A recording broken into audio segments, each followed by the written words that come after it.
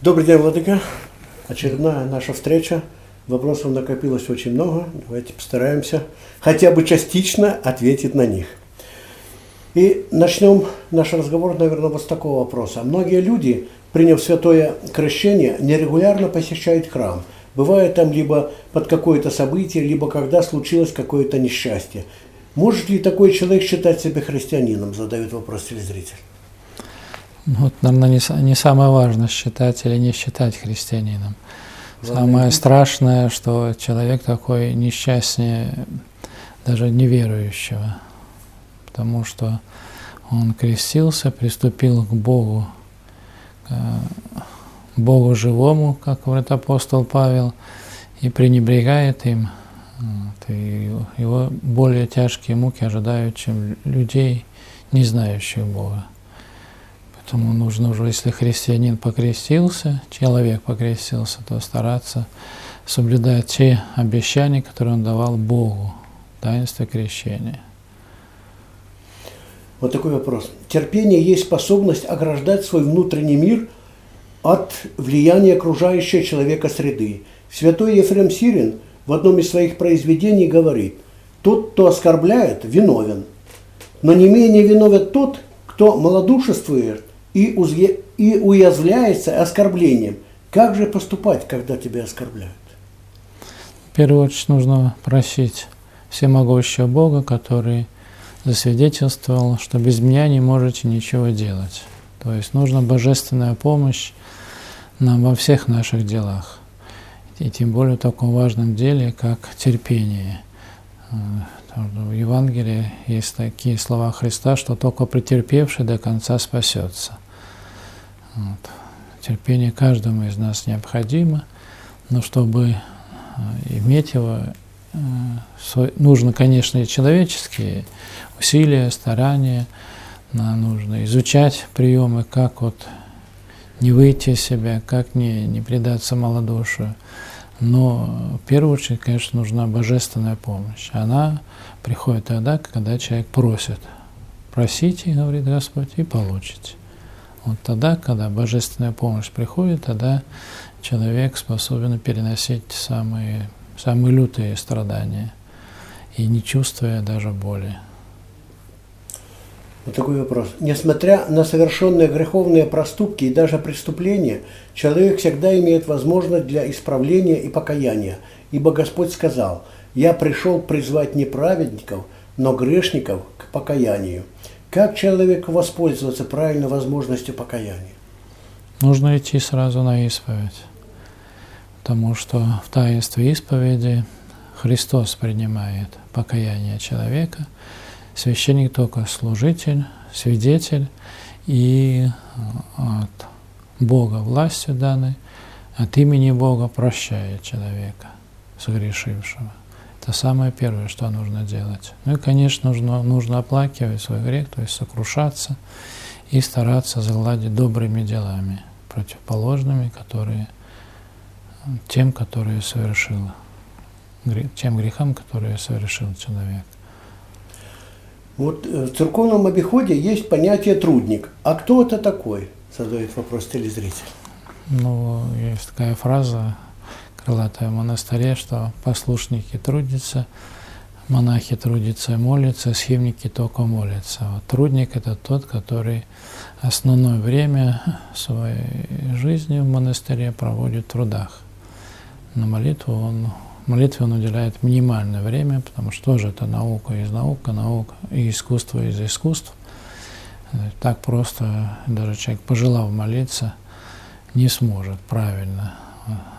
Целая наука. Поэтому ее постепенно изучают. Человек, придя в монастырь, поступает в первую ступень – трудник. То есть ступень к монашеству. Да. А что означает «Христа ради юродивый»? Ну, юродивый в переводе со славянского – это безумный. А Христа ради, то есть тот человек, который ради Христа притворяется безумным, чтобы посмеяться миру, который изображает из себя очень умного, да, на самом деле крайне неразумен. Мир возле лежит. Так вот, определение такого самого Бога. Вот, наверное, каждый в нашем обществе знает имена Вера, Надежда, Любовь, София. Эти имена носят многие наши женщины. А за что потерпела святая София, святая мученица София и ее малолетняя дочери Вера, Надежда и Любовь? Ведь старшей было всего лишь 12 лет, младшей 9. Но они страдания эти страшные претерпели за то, что они отреклись от Христа, от своей веры, и церковь их особо чтит и показывает всем нам пример, что вот смотрите, маленькие девочки такие муки за Христа претерпели, а вы не можете какую-то скорбь. Например, пришел в храм, ноги болят, там поясница болит, надо потерпеть немножко, ой, не хочется, тяжело. Человек не идет из-за этого храма. То они облегчают нас, нашу беспечность. Ну, казалось бы, это все привычные русские имена, но ведь София сама родилась в Италии. Да, и дети ее. Совместима ли политика и мораль? Вот такой вопрос телезрителя. Наверное, это не ко мне. Если будет политик по совести жить, там совместимо, а если не по совести, то несовместимо. Сегодня, наверное, у каждого уже даже чуть не с пеленок ребенка есть мобильный телефон. Даже особенно женщины любят поговорить по телефону. Даже вот такой анекдот есть, что-то ты, дорогая, очень быстро сегодня поговорила по телефону всего полчаса. Я говорю, кто-то ошибся номером. Вот человек спрашивает, наверное, телефоны эти достали, как избавиться от телефонной зависимости?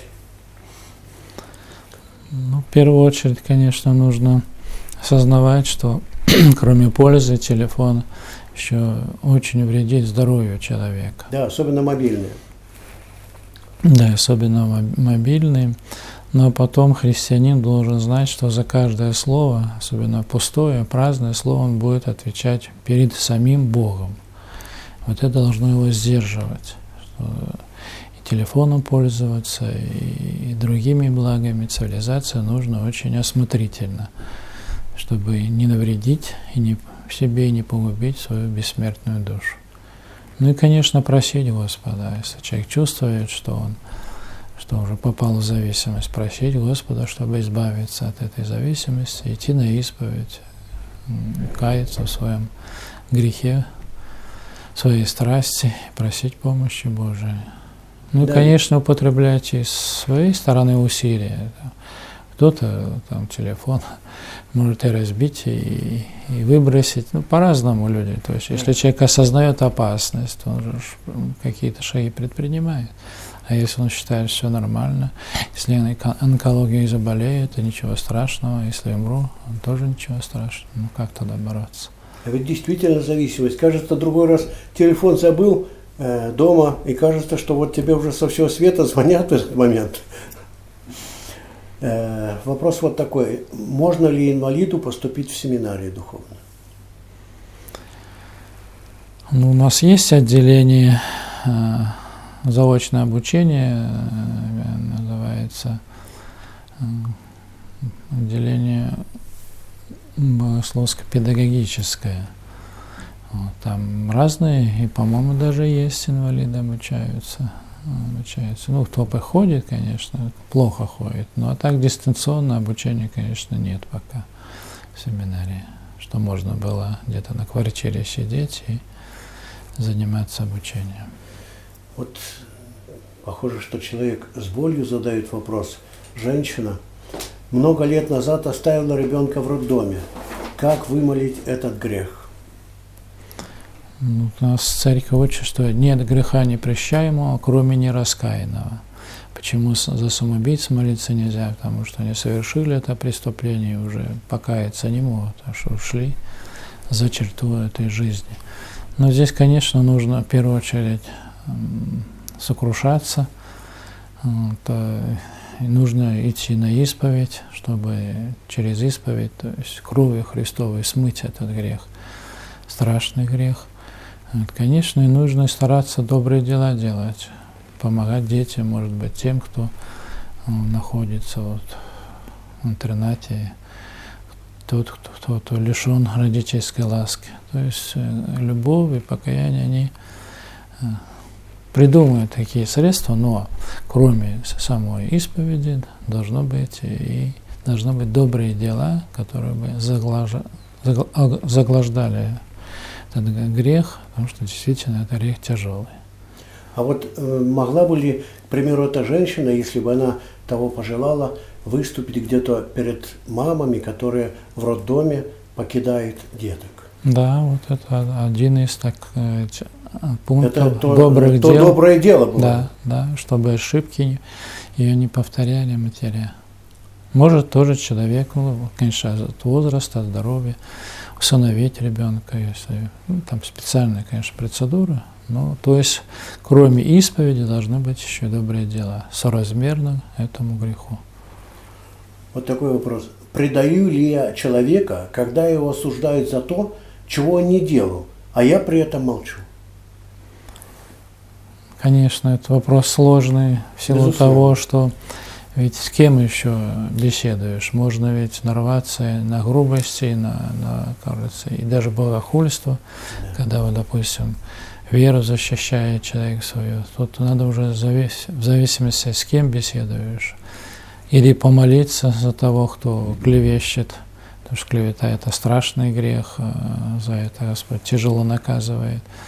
Вот. Если все-таки знаешь, что твой собеседник прислушается, то нужно указать, что, простите, вы не правы, но с любовью такой, без какой-то напыщенности, гордости, потому что… Да, то получится, что… Да, ссора получится наоборот, еще хуже. Так, обратный удар. Да, вот именно поэтому тут вот нужно так вот с любовью. Наверное, злободневный вопрос. Как избавиться от сквернословия в мыслях? К сожалению, сквернословие сегодня где только не услышишь.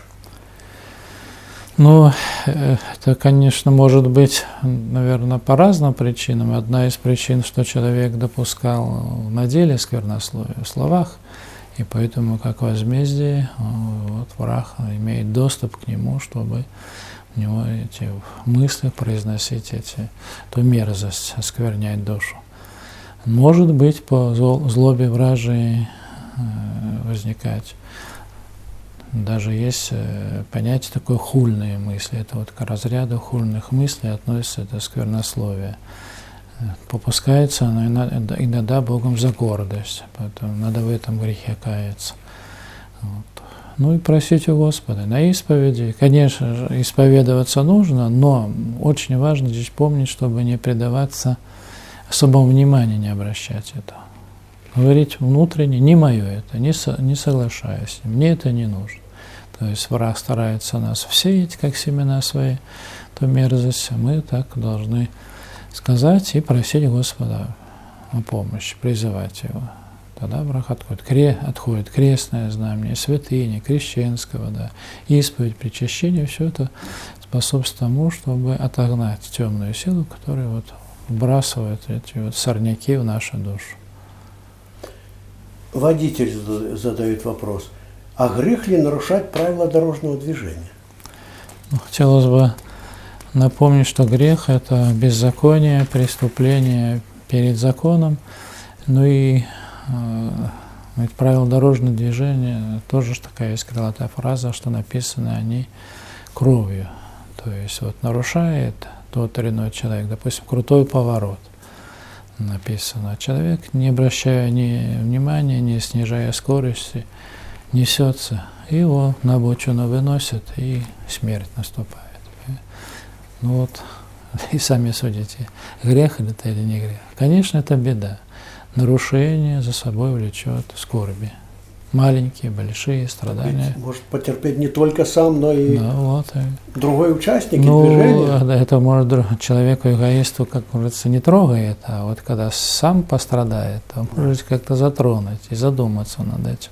Потому что, конечно, нужно всячески стараться не нарушать правила дорожного движения, уже где-то так по невнимательности нарушил, то сокрушаться, просить у Господа прощения. Что делать, спрашивает человек, если нарушил клятву, данную Богу? Опять же, повторюсь, надо идти на исповедь. И нет греха непрощаемого, кроме греха нераскаянного. Это, конечно, тоже тяжелый грех. Вот, если в нем не покаяться, могут быть самые тяжелые последствия. Поэтому нужно на исповедь покаяться. Ну и быть в будущем осмотрительным. Но мы уже не единожды в наших беседах упоминали вопрос, значит, о самоубийстве человека. Но вот такой, по-моему, поступил впервые. Может ли Бог простить самоубийство психически больному человеку? Мы за Господа отвечать не можем, но есть правило церковное, что если человек действительно был это не надумали родственники, а действительно психически больным, то нужно обратиться к священнику, и он подскажет, что делать, как отпеть. Конечно, заочно это, как правило. То есть человек, когда в невменяемом состоянии, то мы верим, что Господь ему не вменит этот грех. Вот очень деликатный вопрос. Влюбился в крестную своего ребенка, рассказывает человек. Что мне делать? Развести костер и стать на него, и потерпеть. Если будет приятно, он обрекает себя на страдания. Поэтому тут всячески надо, стараться не встречаться, не подавать повода для своей болезни внутренней, разгораться этому костру в душе, потому что намучается. Вот приходилось не раз слышать, что вот я хотела там счастья такого небольшого, но в нарушении тех законов, которые установил Бог. И человек вместо счастья, воображаю, получает великое несчастье. Кто виноват? Сам. Господь предупреждает нас. Не делай то, чтобы тебе плохо не было. Может ли христианин руководствоваться изречением «Я человек, и ничто человеческое мне не чуждо»? Наверное, только в таком правильном понимании. Лучше этим не руководствоваться, потому что здесь, как правило, скрыто человеческие это страсти, вплоть до содомских грехов. Лучше христианину эти слова не употреблять. Как все-таки правильно обращаться к родителям, спрашивает телезритель, на «ты» или на «вы»? Хотелось бы отметить, что к Богу мы обращаемся на «ты». Ну а к родителям, как принято в семье, в том или ином народе, важно, чтобы с почтением было. И не только слова, но и все наше обращение, вся наша жизнь. Да, почитай отца и мать, действия. Почитай отца и мать, чтобы тебе было хорошо на земле. Закон. Нарушаем, сами себя наказываем. Откуда пошла фраза «на Бога надейся, а сам не плашай»? Следует ли ей руководствоваться? Видимо, как подходить к этой фразе. Здесь, если правильно подходить, что мы, конечно, должны надеяться на Господа. Без Бога не до порога, наши говорили предки. Но вместе с тем это не значит, что на печи лежать там или на диване, ничего не делать, а ждать, когда Господь тут или ангел-хранитель принесет поесть, уберет за тобой и так далее, и так далее. То есть Господь создал нас соработниками, сотрудниками, величайшей честью удостоил, наделил нас своим образом и подобием. И мы должны стараться изучать Евангелие и жить по-божески. Поэтому и фраза эта в таком понимании, контексте, что нужно и на Господа надеяться, но и самому трудиться. Вопрос в связи с событиями в стране. В чем должна выражаться вера, терпимость христианина? Чем отвечать на критику в адрес нашей церкви? Нужно такой внутренней болью отвечать, молиться за тех людей, которые не ведают, что творят. Так поступал сам Христос, когда его распинали. Люди, многие не знали, что они делают, потому что для Бога стереть землю нашу – это ни малейшего не составляет труда, или отправить всех на сват на вечное мучение. Но чтобы по справедливости это не произошло, Сын Божий умолял Бога Отца, чтобы тот не поступил по справедливости, а пощадил ради его молитвы, пощадил этих несчастных, которые его распинали. Так вот и христиане должны в этой ситуации с болью молиться о своих близких, которые заблудились и которые уничтожают сами, это пытаются уничтожить своими руками свое счастье, свою родину, свою страну, свой дом.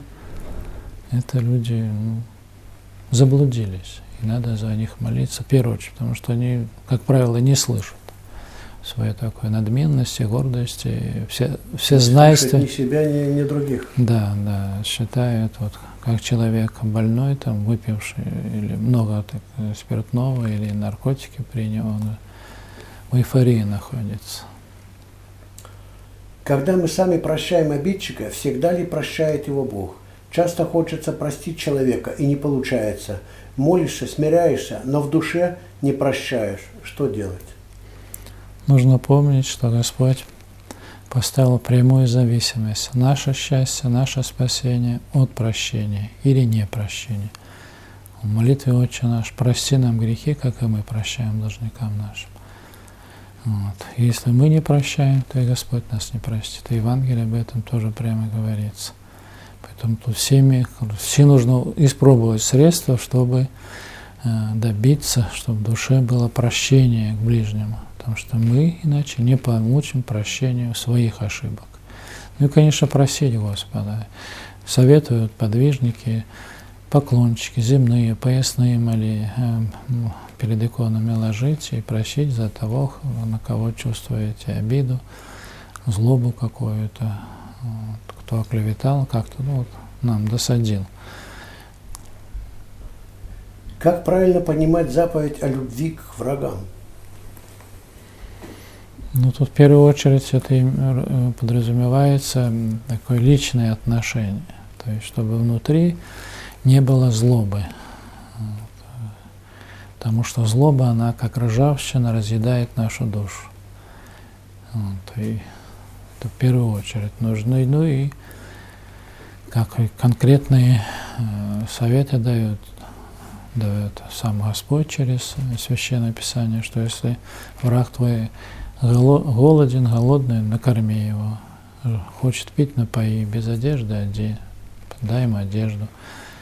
Только вот стараться и добрые дела делать, чтобы и этим мы привлекаем в свое сердце радость, благодать Божию, и смягчаем ожесточенное сердце нашего недруга, потому что он тоже человек. И совершая тот или иной злой поступок, он попадает в опасность вечно мучиться. Вот это надо осознавать. За какой-то, кажется, глупости и вечно страдать, ни в какие рамки, кажется, не входит. Ну что ж, дай Бог, чтобы в сердцах каждого человека поселилось только добро, ушло зло, и чтобы наполнили наши сердца только вера, надежда и любовь. Господи, помоги.